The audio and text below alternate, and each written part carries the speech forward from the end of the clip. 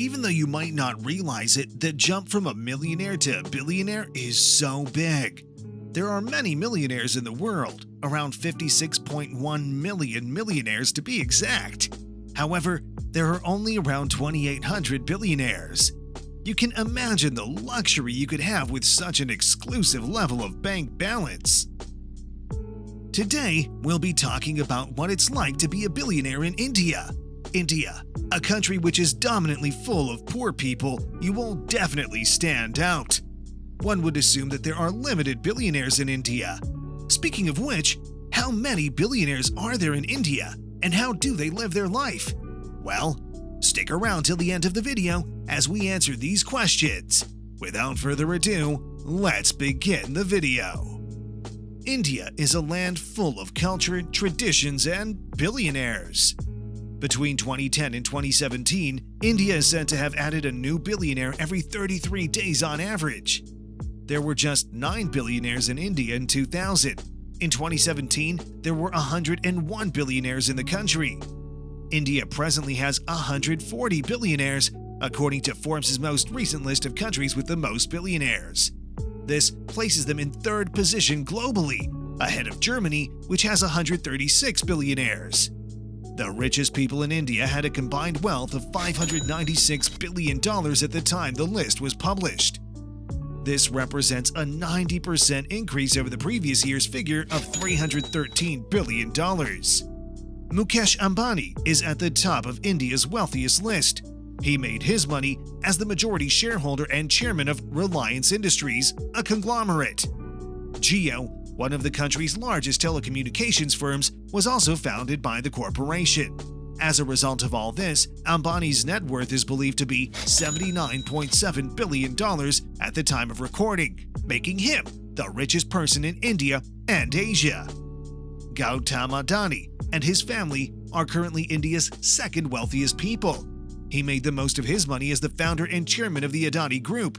He also has a 74% share in Mumbai International Airport and the Abbott Point Moon Report.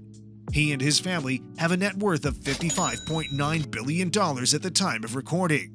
Nadar, an industrialist, made his money by co-founding the IT firm HCL Technologies. HCL, like Jeff Bezos' Amazon, was founded in a garage. Nadar is currently India's third richest person as a result of his founding HCL. He has a net worth of $25.6 billion. Nadar has reportedly invested $662 million in his Shiv Nadar Foundation, in addition to his financial expertise. India's wealthy appear to be looking to exit the nation. According to New World Wealth, India had the second greatest number of millionaires leaving the nation in 2015. China was ranked first. 61,000 of India's top earners left the country between 2000 and 2014. The US, the United Kingdom, Australia, and the United Arab Emirates are among the countries that are most likely to relocate. Security worries, tax rises, and desire for better educational opportunities for their children are among the chief reasons for their departure. 7,000 millionaires fled the country in 2019 in search of greener pastures. In February 2021, the citizen residency consultancy business Henley & Partners said that Indian nationals were the most engaged, inquiring about citizenship by investment and residence by investment programs. In essence, this is when a person receives citizenship or permission to remain in a country in exchange for financial investment. Canada, Portugal, and Austria were among the top destinations considered by Indians. The Portugal Golden Resident Permit program is one of the most popular in Europe. A person can obtain a residency permit if they invest at least €350,000 or $412,000 on real estate. The Antilia Tower is the first of the pricey objects that India's wealthiest have lavished their fortune on. It's described as the world's most costly residence. With a name like that, it's no surprise that Mukesh Ambani, India's richest man, calls it home. The skyscraper, which has 27 floors and overlooks Mumbai, was built in 2010. 3 helipads, a 50-seat cinema, 9 elevators, and a huge ballroom are among the amenities. The construction is estimated to cost almost $2 billion, according to one of the project's architects. Despite this, there have been reports that it is as high as $5 billion. The electrical bill for 1 month in 2010 was determined to be a whopping $109,000. When people from wealthy families get married, they tend to go all out for their big day. When Brahmani, Gali Janarda Reddy's daughter, got married in 2016, they had a 5-day opulent wedding. The total cost of the event is estimated to be over $74 million. This enraged Indian residents because it occurred during a cash flow crisis. Brahmani reportedly spent $2.5 million for her sari and $13 million on the jewelry she wore.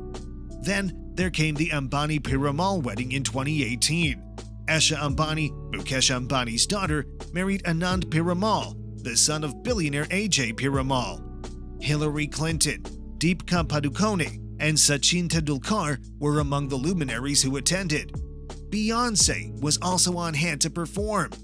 According to some sources, the wedding could have cost up to $100 million, while others claim it was closer to $15 million. While India's wealthy are getting wealthier, it isn't necessarily trickling down to the common person. In fact, all of the extra money for billionaires has widened the divide between rich and poor. In 2018, Oxfam looked into India's widening wealth inequality and discovered that the country's wealthiest 10% controlled 77% of the total national wealth, with 73% of the wealth generated going to the top 1%, while the poorest half of the population witnessed only a 1% rise in wealth. According to Oxfam, it would take 941 years for a minimum wage worker in rural India to earn the same yearly compensation as a highly compensated CEO. After example, the poorest citizens are frequently paid less than $5 per day. The current global situation has benefited India's billionaires. A number of affluent people's net worth climbed dramatically over the course of a year from 2020 to 2021. Mukesh Ambani's net worth is said to have climbed by $15 billion, while Gautam Adani's increased by $13 billion. According to reports, by the end of 2020, the wealthiest 1% of income controlled 40.5% of the nation's wealth, up 7% from 2000. Now you know the extent of the billionaires present in India. What do you think about the extent of wealth in the country?